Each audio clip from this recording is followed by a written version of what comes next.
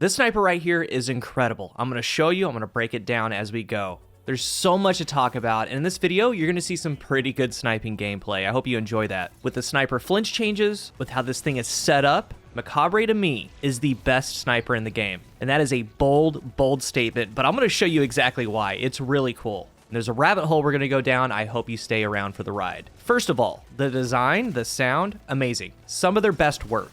The way that it sounds, the overall feel, it's the most anime thing they've ever brought to Destiny.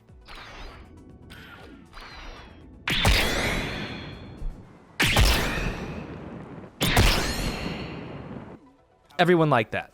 This is an Arc high-impact sniper. Festival of the Lost.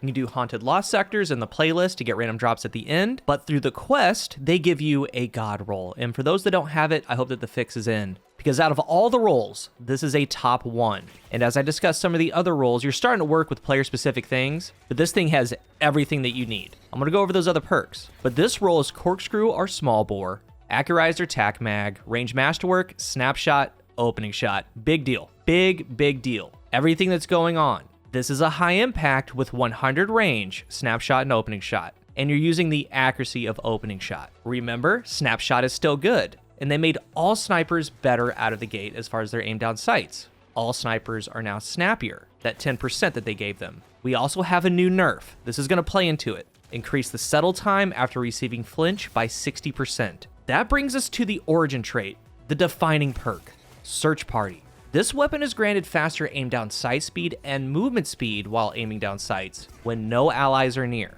You need to be 15 meters away from an ally. This origin trait, paired with Snapshot, makes Mechabre the fastest sniper in the game. With that origin trait up, when you compare it to, let's say, Snapshot Quick Draw on 1K Stare, it is faster because of the origin trait.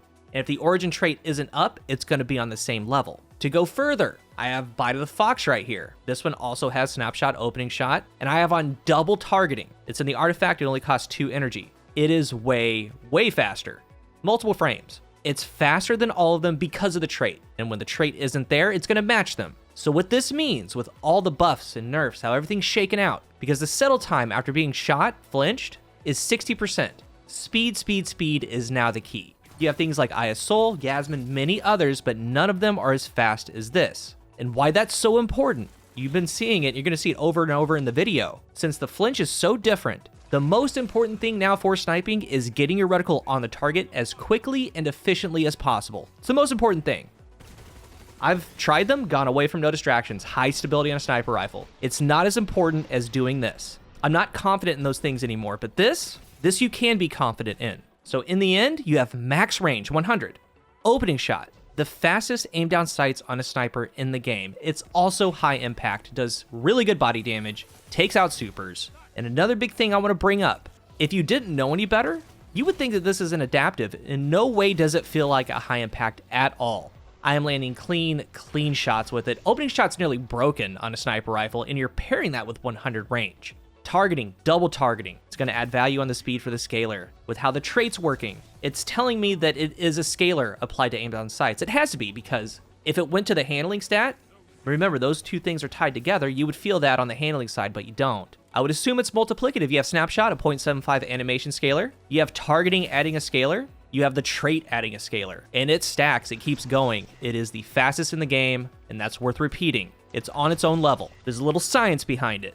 As far as changing things up from this role and roles that you get with RNG, you can do that, obviously. It's going to come down to player preference. And with what you're replacing, like we'll take this role, the max range 100 opening shot snapshot. You're trading out one good thing for another. So there's no wrong answer. Like with this one, a lot of players might have wanted fluted right here for the handling bump. And while that's warranted, it's to the player. It's gonna work. On the other end, you're trading that max range, and that's just as good. And you always have dexterity on your arms. It costs 3 energy, maybe even quick excess sling on the weapon itself. Kind of help out with that stow and ready speed. So when you get those random rolls, you're looking for high range, high handling. There's no wrong answer whichever way you go. Now for the mag, same deal, accurized for the range, PvE, appended mag, but also if it's there, don't forget about flared mag well. Maybe you get a choice between alloy mag and flared. Flared is the biggest overall stat bump, in the mag column, it's plus 15 reload, plus 5 stability. Most total stats, 20 points added to the weapon. For the perks in the third column, fragile focus, autoloading, clown cartridge, no distraction, snapshot, triple tap, perpetual motion. Fourth column, volt shot, slick draw, swashbuckler, moving target, high impact reserves, opening shot, vorpal. Some things here. First, volt shot. In the crucible, you have to get a kill, have ammo to reload. When you do, you have that time frame to land a shot on target and it will apply jolt to them. If you're able to pull that off, you're going to down the one enemy and it's going to jolt 51 damage to surrounding enemies. So if you have enough ammo, a body shot final will down those as well. But you need to get a kill, you have to have ammo to reload, you have to find another target, you have to headshot them. It works, you just saw it, but I find value elsewhere. Maybe in PvE, you could shoot an ad, reload, maybe hit a yellow bar or a boss to apply jolt, keep hitting him with the sniper, or switch to another weapon. In that first column, I've driven the point about snapshot. So the snapshot scalar from the perk itself, paired with the origin trait, is what makes the speed. So any perk to pair with that is going to work. Like I have a snapshot vorpal roll. If behemoths or other supers come back as far as having high DR, I have this. This will take them out. Snapshot paired with moving target is also very interesting. It's actually doubling the origin trait, double scalar.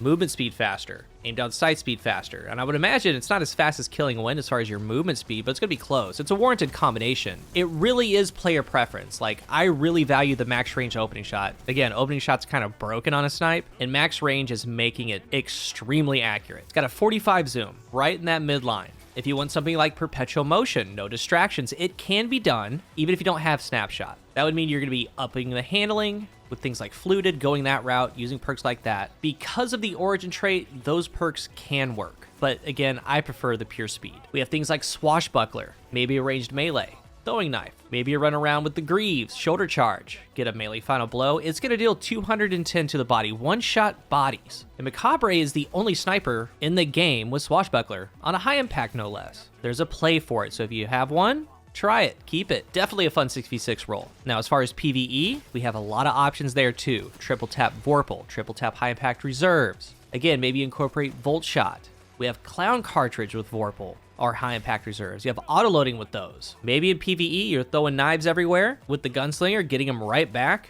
Being radiant, yeah, why not swashbuckler? Multiple PvE options. It's RNG. A lot of them will work well. It's a high impact snipe, it hits hard. First column value, triple tap, clown, autoloading. Last column value, swashbuckler, high impact reserves, vorpal. Some perks to stay away from, possibly fragile focus. It's that passive plus 20 range. If you get hit, that goes away. A lot of the times it will get you to 100 range, but more likely than not, from either the barrel, the mag, the masterwork, you're gonna be getting some range help somewhere. Accurize itself gets it to 84. Full bore to 99. But that really takes away your handling. So you're going to be pretty close. You're going to get range somewhere. I think that there are better options. And then on the other side, we have Slick Draw. With how juiced this thing is, with its stat package, Slick Draw gives a big handling bonus, but significantly decreases target acquisition. I would stay away from that, because if you do pair, it's already fast with the trait, even faster with the things that we've talked about, and you can get help with handling elsewhere, whether it be on the gun itself, dexterity, and with this roll that you get from completing the quest, 100 range opening shot, maybe add on Icarus, the AE stat or not, having 100 range with the opening shot is very accurate. You've seen me land some in-air shots. I think that this sniper is a big deal, especially for the Crucible. It's kind of refreshing. We've had years in the past of horrors least. The Braid Tech.